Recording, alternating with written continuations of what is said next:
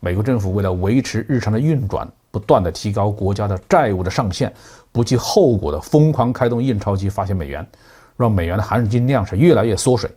而且从目前情况来看呢，美国政府似乎不打算采取任何行动来挽救美元的信用。各位网友大家好，欢迎来到包明说。这期节目的话题是澳大利亚智库哀叹中国出口机器强大。6月21号呢，澳大利亚智库战略政策研究所发表文章，题目是中国无情的出口机器。文章说，今年前5个月，中国的贸易顺差达到了惊人的2920亿美元，而且中国出口激增的对象中包括澳大利亚。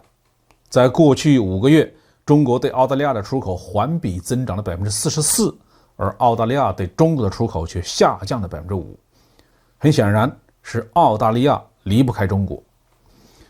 乌克兰战争爆发以后呢，美国组织整个西方国家对俄罗斯进行疯狂的制裁和封锁，同时美国也在想方设法试图对中国进行经济制裁和政治威胁。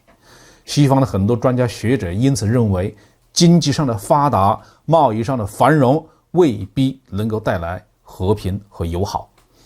在必要的时刻，西方统治集团宁可放弃经济利益，也一定要维持他们所建立的国际秩序。是这样吗？如果某个国家是你赖以生存的必需品、不可替代的来源国呢？那情况会怎么样？中国现在就处在这样一个地位。虽然美国竭力的鼓动自己的企业离开中国，去越南或者是印度设厂，但是从新冠疫情以来的情况看，世界上没有任何一个国家能够接得住从中国撤出来的产能。无论是基础设施、水电供应，还是制造业员工，中国都是无可替代的。所以呢，澳大利亚才会发出中国强大出口产业无法抵挡的说法。假如中国从国际供应链中突然消失，就算越南工人不吃不喝不睡，没日没夜的干活，也满足不了全世界对产品的需求。在政治关系如此冷淡的情况下，中澳贸易是有很大风险的。现在国际贸易的主要风险并不是中国的产能转不转移的问题，而是美元的信用问题。美元呢，是世界上最主要的基础货币，也是两个国家之间做生意的主要的结算手段。这需要美元的信用非常好，币值非常的稳定。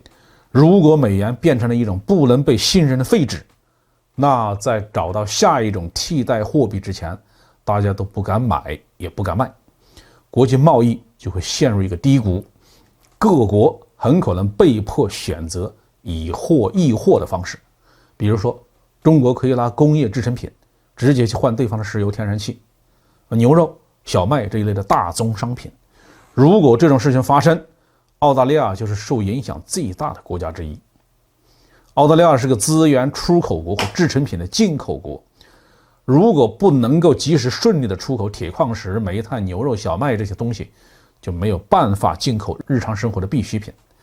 到那时候，澳大利亚人可能连烤牛排的叉子都要省着用。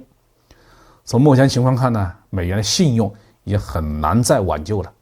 在这几年的金融危机当中，美国政府为了维持日常的运转，不断的提高国家的债务的上限，不计后果的疯狂开动印钞机发行美元，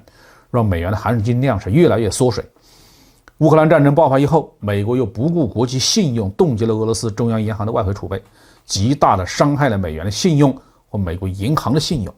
而且从目前情况来看呢，美国政府似乎不打算采取任何行动来挽救美元的信用。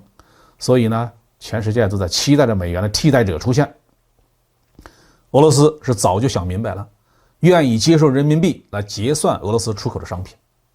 澳大利亚在全球贸易中的角色和地位与俄罗斯十分相似，都是出口能源、原材料和农产品，换取工业制成品。